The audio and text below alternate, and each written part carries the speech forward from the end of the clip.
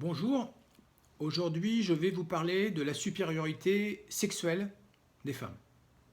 La supériorité sexuelle des femmes. Ça peut paraître étrange, mais c'est comme ça. Donc l'idée c'est quoi? Si on compare en fait les hommes et les femmes, on s'aperçoit de quoi?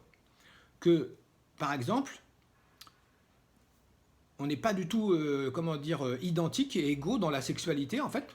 On a des contraintes différentes les uns des autres. Euh, Probablement les femmes ont besoin de plus de temps pour accéder au plaisir, et peut-être les hommes peuvent y accéder plus facilement et plus rapidement. Ok, ça c'est une chose. Par contre, on s'aperçoit que quand l'homme a éjaculé, en fait, en général, il a plus d'énergie, il est fatigué, des fois il s'endort, et il lui faut un certain temps avant de repartir à l'attaque. Autrement dit, l'homme a un fusil à un coup. La plupart des femmes n'ont pas ce problème-là. Je crois même qu'elles n'ont pas du tout. Je ne crois pas qu'elles ont ce problème-là.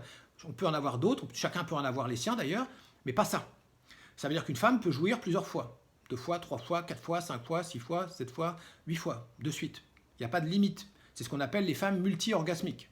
Alors certes, ça n'est pas forcément la panacée. C'est pas tout le monde. Tiens, aujourd'hui, tu as joui combien de fois? Moi 7, oh, bah, moi 10, je suis en petite forme. Non, non, faut pas, évidemment, c'est pas forcément évident. Il y a des femmes qui ne jouissent pas du tout, parce que c'est fragile.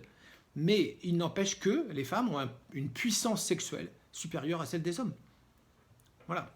Et ensuite, je crois, alors là, j'ai pas de preuves évidemment avancées, mais j'aurais tendance à penser, après avoir écouté les uns et les autres, et puis moi aussi un peu, j'aurais tendance à penser que l'orgasme des femmes est plus puissant, plus complet que celui des hommes, qui est plus, plus localisé et plus court, plus bref aussi.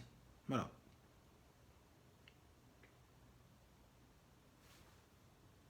Donc vous allez me dire à quoi ça sert tout ça? Dans l'absolu, ça ne sert à rien de particulier. Ça n'a pas pour but de servir. C'est pour expliquer aussi pourquoi, peut-être, parfois, il y a des déceptions, des frustrations dans les couples. Peut-être les femmes, en fait, n'ont pas des hommes à leur hauteur. Parce que la deuxième limite qu'ont les hommes, c'est que nous, les hommes, en fait, on doit, si on veut... Enfin, il y a deux solutions. Soit on fait l'amour pour notre propre plaisir, mais là, ça dure ce que ça dure, c'est-à-dire en général pas longtemps. Et puis après, on laisse notre partenaire frustré. Mais si on veut un tant soit peu donner du plaisir à notre partenaire, on n'a qu'une solution, c'est d'apprendre à se contrôler. Or, contrôler son éjaculation, c'est très difficile, pour ne pas dire impossible, en tout cas à certains. Il y a des gens qui n'y arrivent jamais, et d'autres qui n'y arrivent jamais dans certaines conditions ou avec certaines personnes. Donc ça aussi, c'est une limite. Les femmes n'ont pas cette limite-là, elles n'ont pas besoin de contrôler quoi que ce soit. Voilà. Plus fort, elles peuvent même contrôler, quand elles connaissent leur corps, elles peuvent contrôler ou aider l'homme à contrôler la montée de son plaisir. Donc ça prouve aussi, d'une certaine façon, entre guillemets, j'aime pas ce mot-là de supériorité, surtout dans ce domaine-là, mais voilà, c'est pour remettre un peu les pendules à l'heure, encore une fois, et faire réfléchir un peu tout le monde à ces questions-là. Moi, je pense que les femmes sont plus puissantes sexuellement que les hommes.